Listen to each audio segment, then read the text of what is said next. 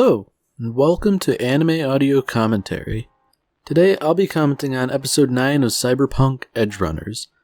If you'd like to watch along, then start watching now.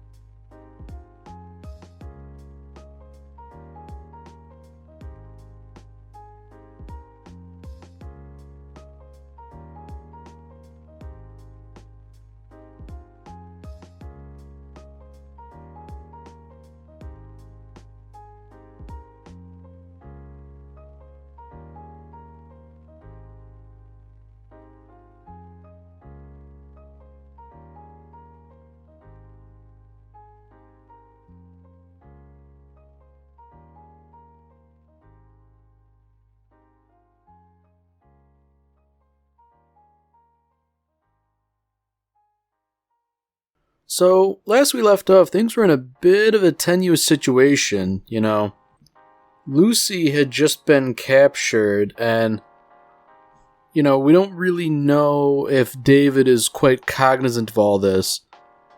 But what we do know now is that he's currently getting involved in a pretty big job. If they're getting paid $2.5 million up front, I can only imagine that this is a rather dangerous thing. I mean, it's only the 5 of them, and they're basically going after an Arasaka convoy. Even if they do have some pretty heavy ordnance, I feel like this is a pretty high-level encounter, to put it in tabletop terms. And I guess, if nothing else, David seems confident. But, I don't know, considering, those fledgling issues about cyberpsychosis, I'd imagine that David's on kind of shaky ground, better immunosuppressants notwithstanding.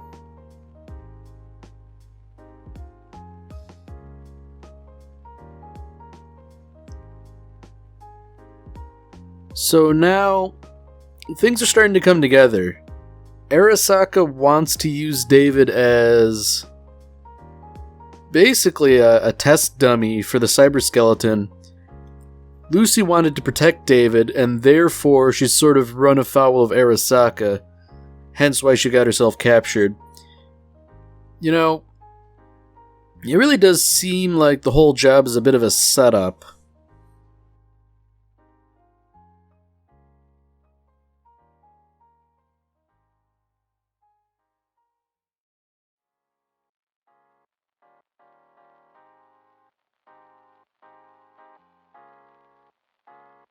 So I guess things are looking pretty rosy for Faraday, considering that he's ensuring everything comes together, and he also captured basically one of the old rogue netrunners that Arasaka had groomed from childhood to mine the deep net.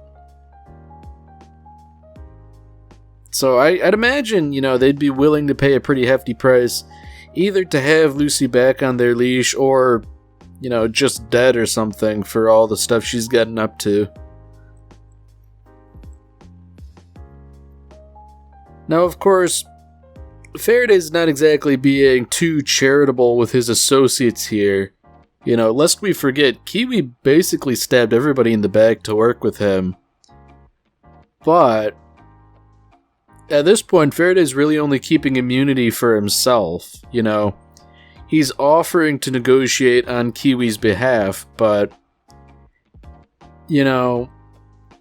considering she just stabbed essentially her friends in the back, that she would immediately trust somebody, that's,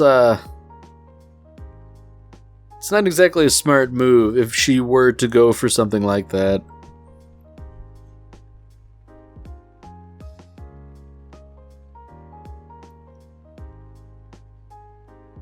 Yeah, it is interesting that Faraday sort of couched things to David like, hey, I've got a juicy job for you.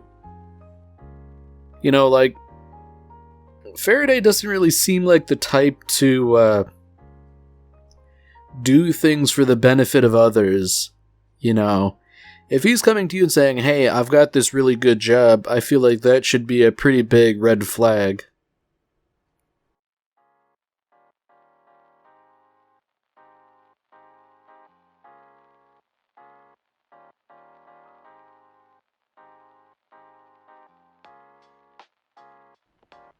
Alright, so that's interesting. Faraday's actually sprung to get like a decoy gang to take some of the heat off of David while he does the real objective. And that is interesting, I'd imagine cunning stuff like this is pretty par for the course.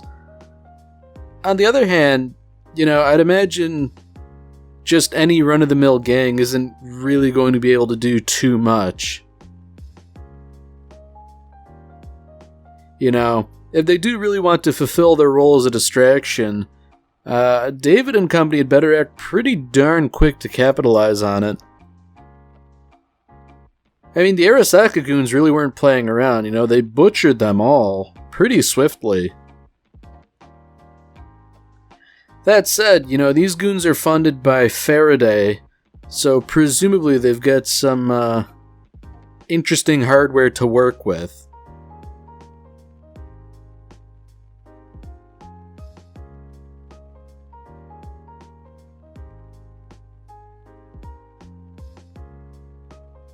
It is interesting how things essentially keep shifting between in the action and prior. And this scene, I'd imagine, is rather pivotal. David's got these high-intensity immunoblockers, but even so, he's clearly not at his best, At least he's being somewhat forthright about his situation, he's confiding in Rebecca. That's a fair bit more than Maine did, but, his situation is still not that different and not that great either. Rebecca's basically trying to bargain with him, don't use the Sandevistan, but I mean, at this point, using the Sandevistan might as well be breathing for David, considering all the chrome he has jacked into his body, what's he gonna do? Just stop? I guess if he doesn't want to burn out entirely, that would be wise, but I'd imagine wisdom is in pretty short supply in Night City, especially if you want to be a cyberpunk.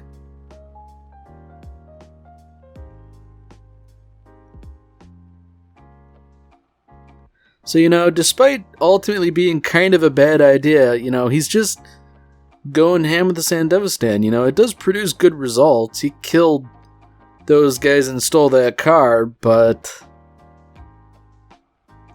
it's kind of like the Ripper Doc said, yeah, you can take all this medicine now and it'll help you for the time being, but if you don't wind up getting yourself killed, it'll slingshot you right back over the edge.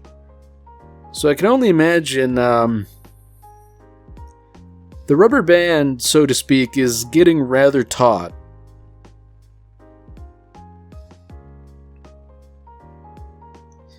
I do feel a little bit bad for Rebecca because, as weird as it sounds, she's kind of the voice of reason here. And that's a really awkward position to hold when she's as generally bloodthirsty as she is, That should really indicate that everybody is kind of, Not playing with the full deck, as it were. So back with Faraday and those Arasaka Corpos, it's pretty clear that this whole thing is a setup, It's a field test. Through one way or another, they're gonna presumably get David to chip the cyberskeleton and, have him test it out in the field, push its capabilities. It is rather sick, because he's basically like an unwitting test subject. And, to be fair to the evil Megacorp, it's not like test subjects for something like this are super abundant. But, you could just ask. I mean, maybe that's being a little bit too reasonable for something like Cyberpunk, but...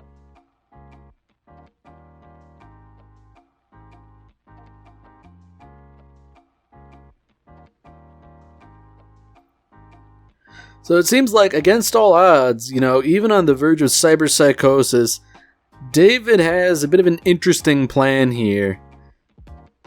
They have to stop the truck before it goes off the cliff. And it seems like David plans on basically stopping it himself. That's a pretty tall order, but David, as he is fond of saying, is special and built different, so, maybe he can do it. So he's really, putting everything into his augmetic limbs and stuff. It is rather incredible that he was able to basically stop a barreling truck like that.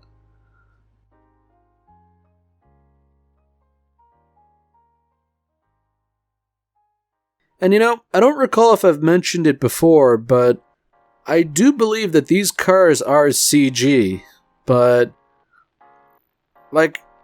I don't know what it is. What exactly Studio Trigger's done here, but they don't look half as janky as CG cars normally do. Maybe it's something with the way that it's sort of colored. I don't know.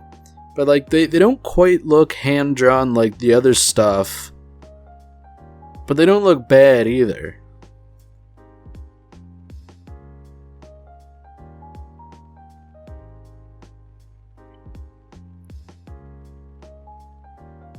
So I feel like, at this point, David is definitely worried about Lucy for sure, but I feel like maybe now would be a time to worry a bit more than he currently is. Hurry up, finish the job, go find Lucy.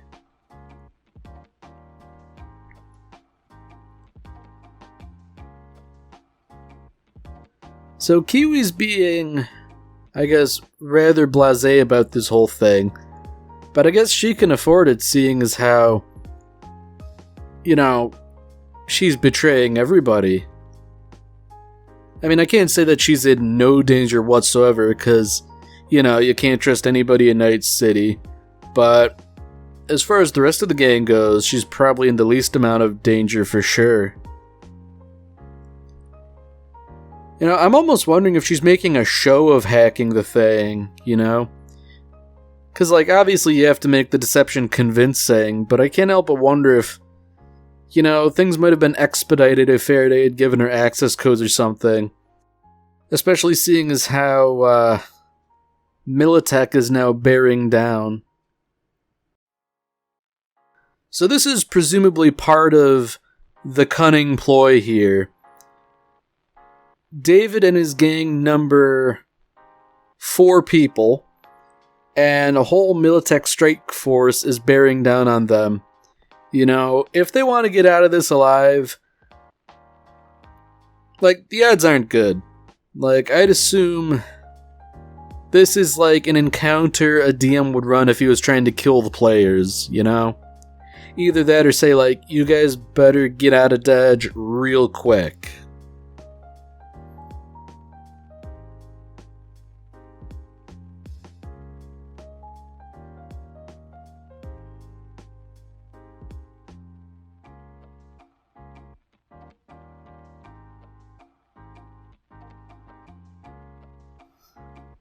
already Rebecca's sort of drawing a connection between, like, the Sandevistan and the Cyberskeleton both being military grade.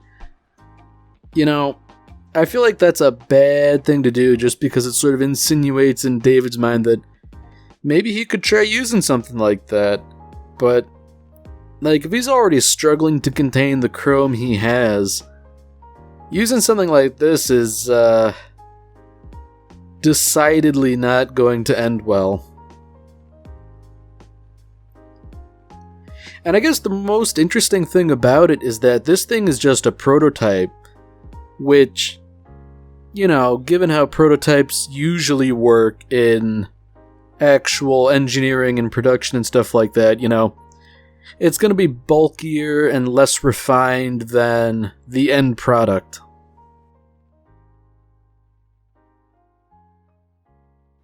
So this is where the deception comes in. You know, Faraday's presumably hijacking Lucy to call David and convince him to use the cyberskeleton. I feel like maybe David could be a bit more skeptical, but, you know, you can't blame him too much. It is interesting how the text sort of flashed across the screen again, and I believe the only time that's ever happened before was when Lucy basically deceived David and Maine yanked him out of that BD.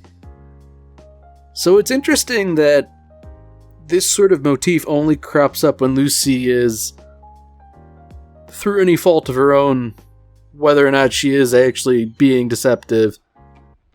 Like, one way or another, she's saying something that's not true.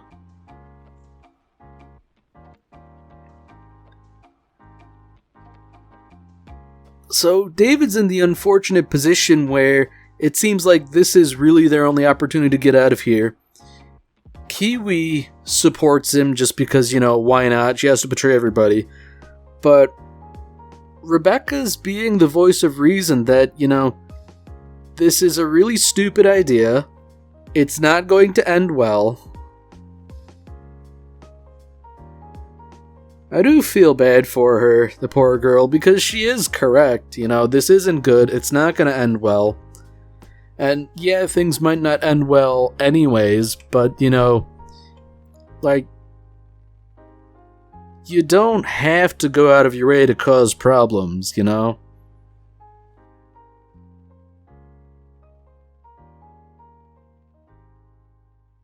So, you know, there we have it. Kiwi's decided to dip now that she's betrayed everybody.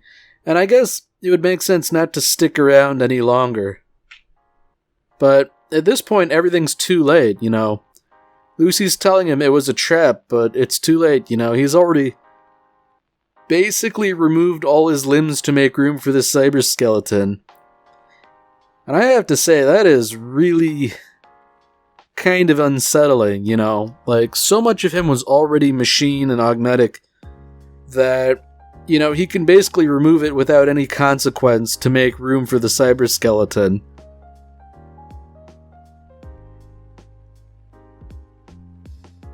So Lucy did get a bit of a warning out, but, you know, all of it's too little too late. You know, she can't save David at this point, she can't get away. And I guess some of this sort of harkens back to the inherent tragic nature of Cyberpunk. Maybe tragic isn't quite the right word, but, you know, there's definitely no happy endings. So, by definition, you kind of have to have a sad ending.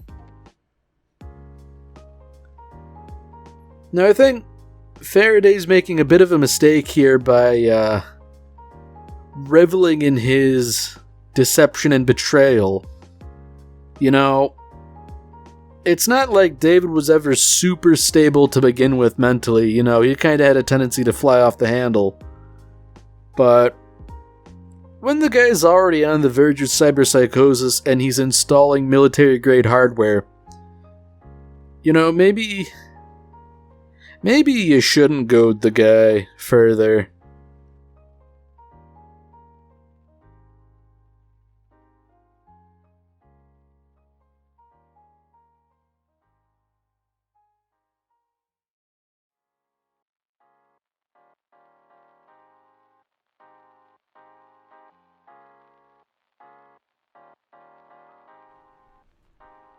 So he was totally on the verge of losing himself entirely. But before that could happen, Rebecca intervened to sort of bring him back. I mean, at this point, like, it's all inevitable. It's not going to stop, it's not going to get better. But, man, David has really gone down a bad path, and Rebecca, unfortunately, has basically bought herself a front row seat. So, unfortunately, they can't really worry about all that right now, considering Militech is now bombarding them. You know, their real only hope left is to have David use the cyber skeleton.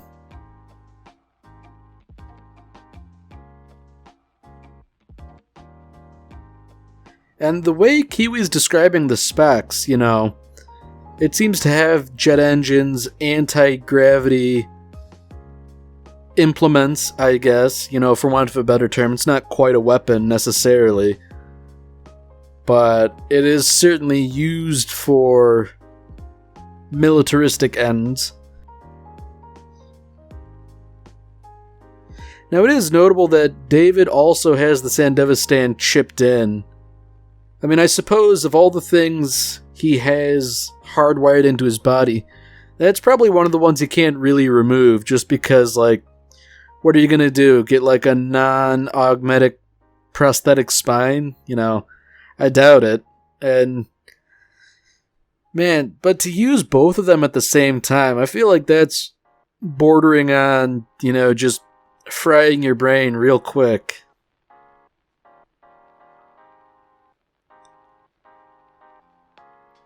Unfortunately, even for David, with his capacity for cyberware, you know, he still basically has to mainline all of that immunosuppressant stuff pretty much constantly just to keep up.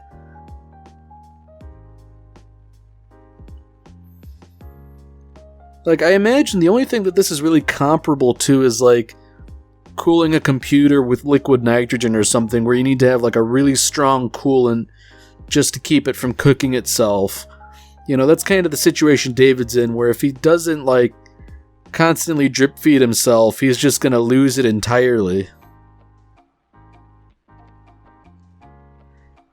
But I guess, you know, the Cyber Skeleton is a pretty impressive weapon that he basically wiped out this platoon or whatever it was single-handedly and pretty quickly. I do think the gravity stuff is pretty interesting too. You know, because, like, that's messing with the fundamental force of the universe, you know? Like, using gravity, you can crush stuff under its own weight just by cranking it up. I mean, I feel like that's messing with some, like, oh, I don't know what you'd call them, like, really, like, esoteric subparticles in order to mess with gravity. Like, there's some real niche stuff going on here, but it is interesting that basically, like, a military company is able to weaponize it.